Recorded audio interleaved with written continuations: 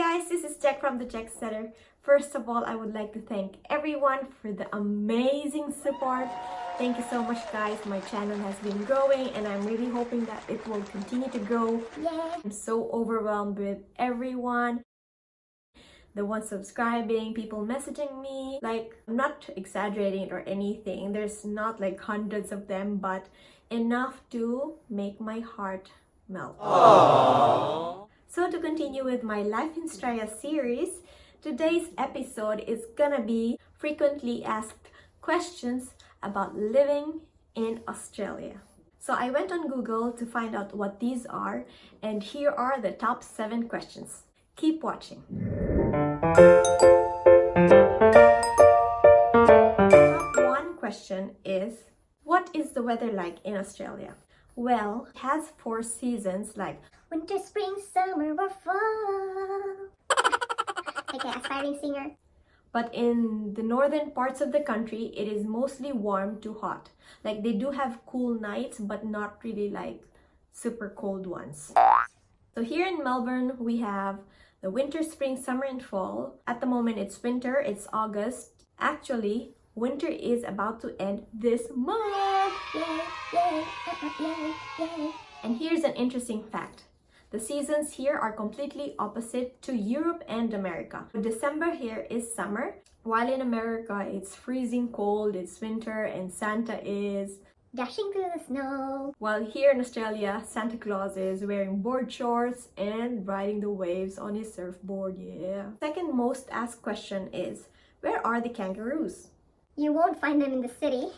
Kangaroos are rural animals and they are mostly seen in the countryside or coastal areas. And if you're going on a road trip in the countryside, you will see these animals in the wild. They're usually active during dusk and dawn, so meaning sunrise and sunset. So when we stayed in Grampians, as soon as we woke up at 5-6 in the morning, there were kangaroos outside and it was really fun to see. There were so many of them. It was my first time to see them all around me in the wild and that was really cool. But it's not cool when you hit them on the road. Oh my god, it's happened. Well, not to me, to a friend. It happens a lot when you are driving on the countryside. They do try and put like fences on the side or bars just to avoid these animals from crossing the road, but they still find a way somehow. And I think apart from kangaroos, the most commonly hit ones are wombats. The third question is, are there deadly snakes in Australia?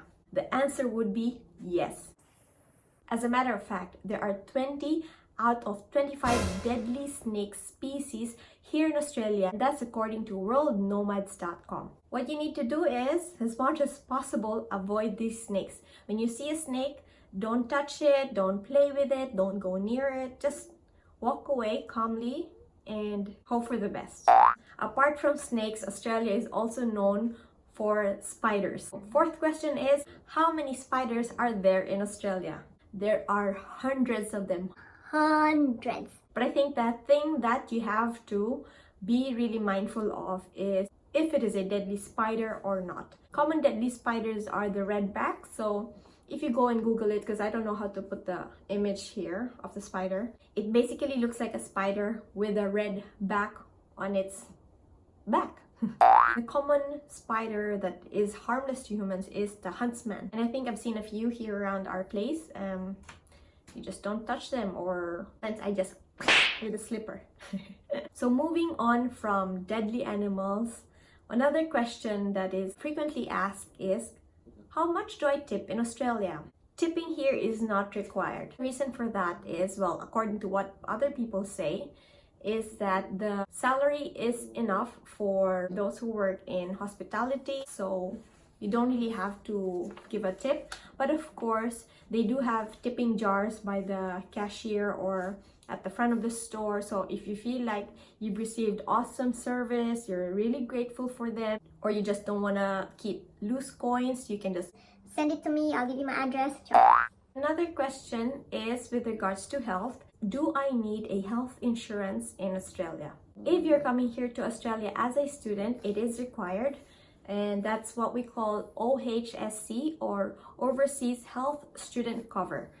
and you cannot enroll or you cannot get an approved student visa if you don't have a student cover. It's very important because you are a student here, and touch wood, something happens to you and you need to come to the hospital, at least you have insurance. So if you're already a permanent resident here or a citizen, getting a private cover is really up to you. Me personally, I did not get a private cover because I think I'm okay with Medicare. So Medicare is the health insurance for residents and citizens here in Australia. So even if you're a temporary resident, you're still eligible for Medicare. Well, this is me. This is just my opinion because I work in a private hospital.